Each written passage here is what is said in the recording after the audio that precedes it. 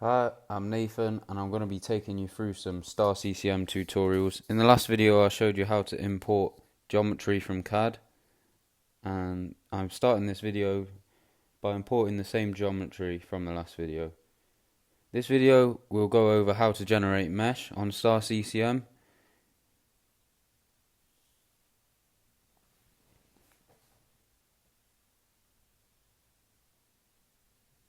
So the first step is to make a geometry part, as seen here.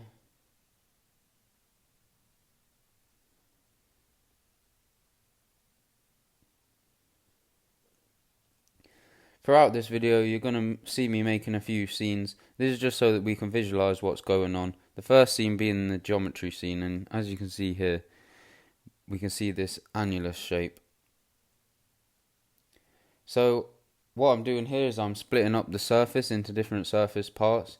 This makes it easier for different types of mesh. In this video it probably isn't needed, but it will really help you when you're doing more complicated meshing techniques.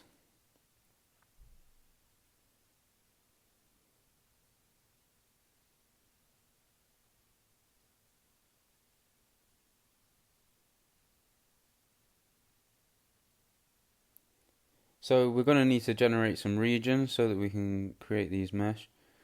I'm just creating a region for each part and for each part surface. This just means that this outer, inner, top and bottom will also be found in the region boundaries, as you can see here. Then we want to do a new mesh operation. In this video we're going to do an automated tetrahedral mesh. This is probably the simplest mesh you can generate. In future videos I'll give you some more complicated meshing techniques.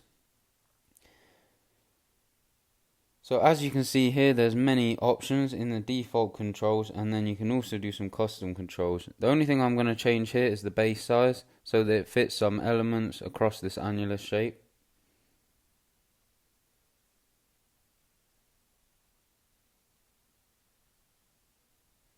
Then again we're going to need a new scene, a new mesh scene, so that we can see this mesh. There we go, a nice tetrahedral mesh. The other thing you might want to do is you might want to be able to see a cross section of the mesh, see what it looks like in the middle. At the minute we can only see the surface mesh.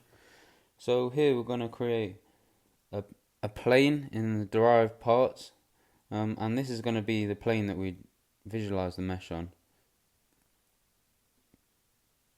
As you can see here, I pressed create twice, so that's why we've got two sections here, two planes, so don't be confused by that.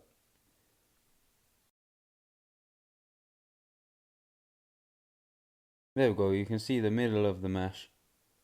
Not a great mesh, but now you'll be able to generate some.